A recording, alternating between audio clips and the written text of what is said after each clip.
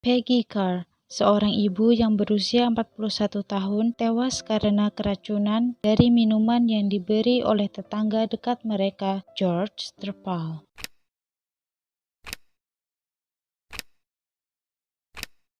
Peggy Carr, seorang ibu tunggal yang tinggal bersama ketiga anaknya, bernama Delena Shiver, Ellen, dan Dwayne. Dia merupakan ibu yang sangat gigih, baik, hangat, dan penyayang. Dia bekerja sebagai pramusaji di sebuah restoran. Suatu hari, Peggy bertemu dengan seorang pria bernama Pie Carr. Mereka saling jatuh cinta, dan setelah tak lama menjalin hubungan, mereka akhirnya memutuskan untuk menikah.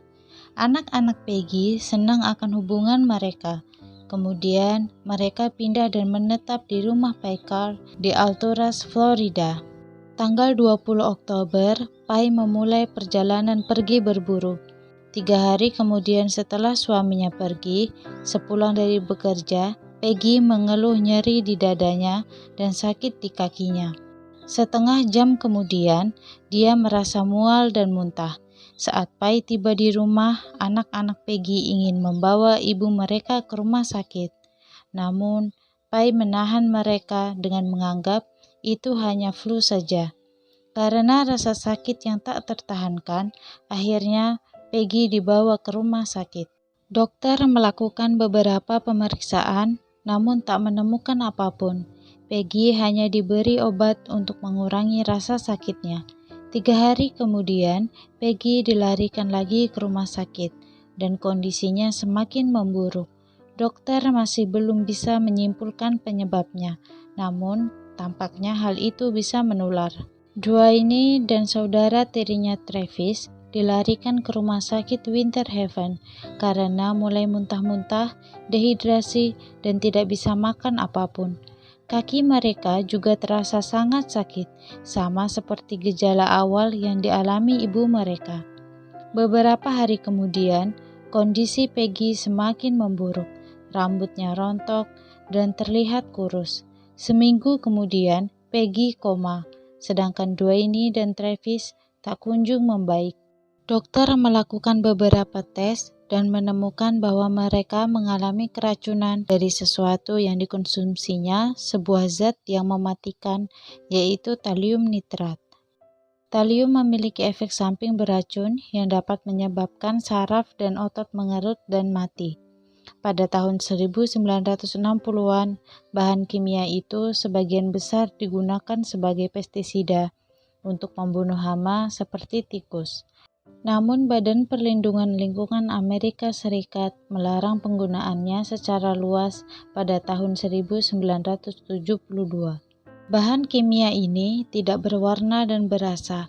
Polisi kemudian memeriksa apakah ini sebuah kecelakaan atau kesengajaan. Seorang reporter lokal mengatakan masyarakat mulai takut dan merasa khawatir apakah air sumur mereka telah terkontaminasi. Kemudian polisi memeriksa sumur-sumur di lingkungan mereka, namun bukan itu penyebabnya, karena pemilik sumurnya pun tak menderita masalah yang sama seperti Peggy. Mereka juga melakukan tes dan hasilnya tetap sama. Seorang jaksa juga turut dalam penyelidikan. Mereka mulai memeriksa isi rumah Peggy, mencari sesuatu yang mungkin mereka makan atau minum.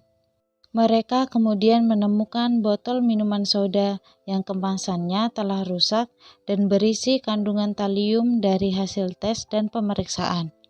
Polisi pada awalnya mengira kerusakan itu berasal dari pabrik ataupun toko. Namun, setelah diselidiki, rupanya berasal dari rumah yang sengaja dirusak. Pie dicurigai telah meracuni istrinya karena 6 bulan setelah pernikahan, hubungan mereka memburuk.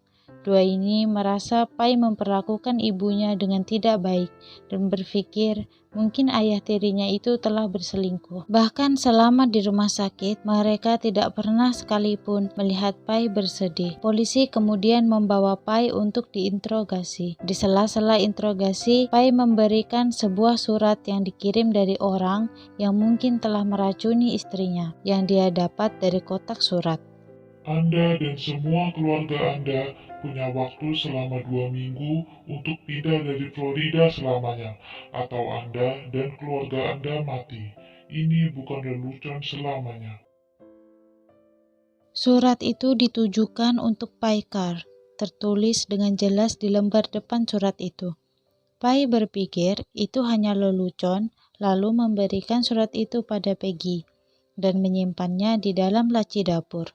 Hasil tes darah Pai juga ditemukan talium, namun tidak membuatnya hingga terjatuh sakit. Artinya, semua anggota keluarga mereka meminum minuman soda itu, walaupun tidak membuat beberapa anggota keluarga lainnya jatuh sakit. Pai kemudian dibebaskan dari tuduhan. Penyelidikan kemudian diperluas. Polisi mulai mencari informasi dari orang-orang yang tinggal di kawasan itu. Namun, tak ada yang memberi motif-motif mencurigakan. Polisi kemudian bekerja sama dengan profiler FBI yang pernah menangani kasus serupa. Dia mengatakan jenis racun yang digunakan ini tidak mudah didapatkan. Dalam kasus ini, kita berhadapan dengan orang yang memiliki kecerdasan di atas rata-rata. Selama penyelidikan ini berlangsung, Dwayne dan Travis berangsur membaik. Namun, Peggy dinyatakan telah meninggal. Polisi terus mencari informasi di kota itu, hingga akhirnya mereka terhubung dengan tetangga dekat Paikar, George Trepal, dan istrinya Diana. George merupakan lulusan dari Universitas South Carolina dengan gelar di bidang psikologi. Dia pernah ditangkap setelah mendirikan laboratorium obat untuk memproduksi dan menjual amfetamin. Dia merupakan anggota Mensa. Istrinya Diana adalah seorang dokter ahli bedah. Polisi menemukan kedua keluarga ini tidak akur. George pernah mengeluh kepada Dewan Zonasi tentang Paikar yang membangun sebuah apartemen dari garasi lamanya. Pai terbukti melakukan pelanggaran zonasi. Diana pernah terlibat pertengkaran sengit dengan Peggy. Diana menyalahkan putra Peggy dan mengeluh tentang mereka karena memutar radio musik terlalu keras. Saat polisi meminta beberapa informasi dari George dan menanyakan mengapa keluarga Paikar diracun, George menjawab mungkin agar mereka pindah. Sama seperti ancaman yang tertera di surat itu. Polisi menduga George lah yang telah meracuni keluarga Paikar. Apalagi George Trepal dapat masuk ke dalam rumah Pai dengan mudah. Mengetahui hanya George lah tetangga dekat mereka. Untuk membuktikan dugaan mereka, seorang detektif wanita bernama Susan Gorik bersama rekannya mulai mengintai gerak-gerik George dan mencari bukti-bukti, mengecek sampah-sampah yang dibuang dari rumah George, mengecek di sekeliling rumahnya, berharap mereka dapat menemukan sesuatu. Mereka harus berhati-hati dalam hal ini, karena George memiliki ingatan yang kuat dalam mengingat sesuatu. Berbulan-bulan telah berlalu, namun tetap tidak membuahkan hasil. Polisi kemudian mengubah teknik investigasi mereka dengan meminta Susan menyamar untuk mendekati mereka. Detektif Susan merubah dirinya menjadi Sherry Gwynn, seorang wanita yang selalu menjadi korban dari pernikahannya yang buruk dan sedang menghadapi perceraian. George dan istrinya menjadi tuan rumah misteri pembunuhan Mensa di akhir pekan. Acara ini dilakukan selama 3 hari, di mana mereka akan mensimulasikan sebuah pembunuhan dan orang-orang dapat memecahkan kasusnya. Susan pergi ke hotel tempat di mana acara itu dilaksanakan. Orang pertama yang dia lihat adalah George. Dia kemudian segera mendaftar. Sherry Gwynn alias Susan Gorik sangat gugup dan khawatir George akan mengenalinya, tapi ternyata dia tidak mengenalinya sama sekali. Pria itu kemudian memberikan kertas identitas bernama Robert Putnam, karakter yang akan dimainkan dalam misteri pembunuhan itu. Di dalam terdapat sekitar 40 orang, di mana mereka memiliki perannya masing-masing. Ada yang menjadi pastor, polisi, hingga agen CIA. George mulai memberikan arahan sembari melakukan lelucon tentang seorang pengacara, dan dari sinilah diketahui bahwa pria itu tidak menyukai pengacara. George menanyakan tentang latar belakang Sherry Gwynn, dan Susan berkata suaminya adalah seorang pengacara dan dia baru saja pindah ke sini karena pernikahannya sedang bermasalah.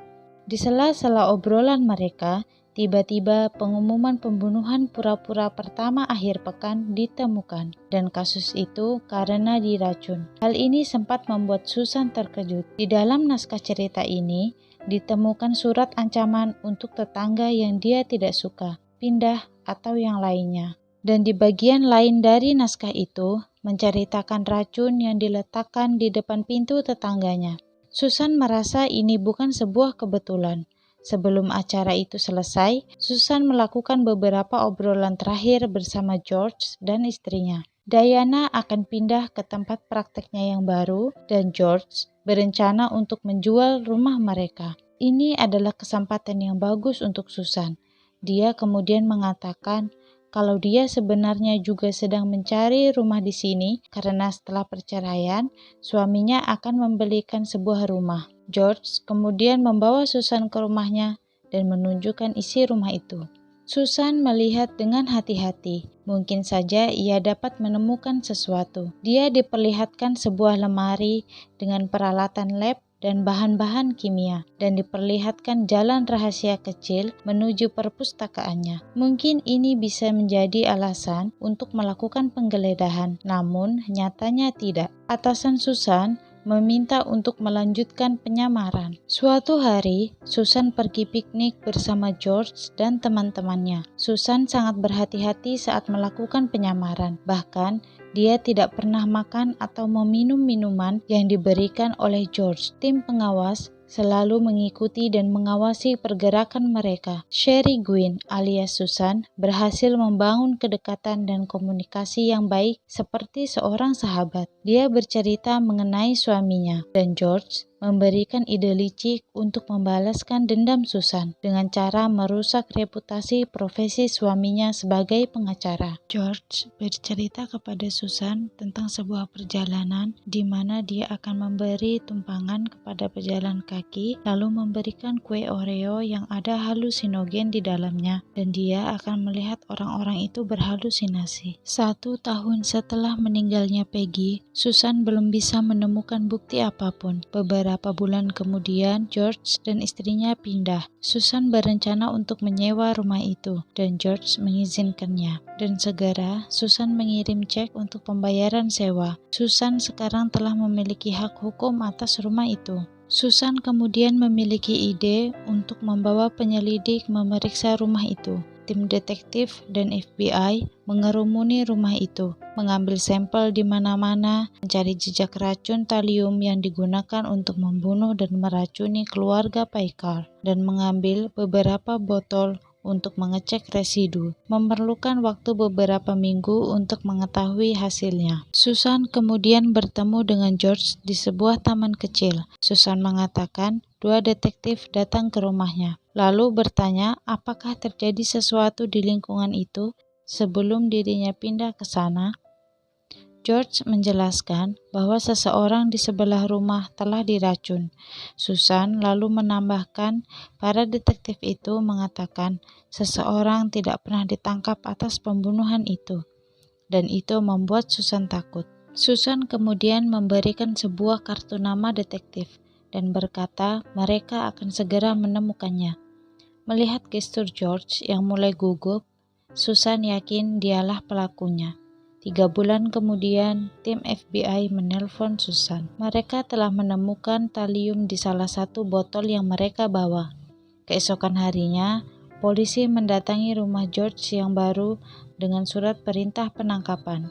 Polisi menggeledah kediaman baru rumah George. Mereka menemukan obeng yang sangat kecil, yang mana obeng itu telah digunakan untuk membuka tutup botol tersebut. Mereka juga menemukan sebuah buku panduan keracunan mengenai talium dan apa efek sampingnya untuk tubuh. Mereka menemukan jurnal atau buku harian George bertulis, "Ini bagus untuk menyingkirkan tetangga kami." Mereka juga menemukan beberapa bahan-bahan kimia. Polisi juga mencari ruang rahasia rumah mereka di Alturas dan menemukan pintu di belakang papan yang tergantung alat-alat mekanik menuju bawah tanah. Apa yang mereka temukan cukup mengejutkan. Mereka menemukan ruangan yang baru dicat dan sebuah tempat tidur dengan tiang kecil di sisi atas yang sepertinya akan digunakan untuk menyiksa seseorang dan juga memiliki sistem katrol untuk mengangkat seseorang. 9 bulan setelah penangkapan, dia diadili dan divonis bersalah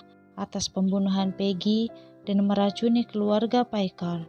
George dijatuhi hukuman mati.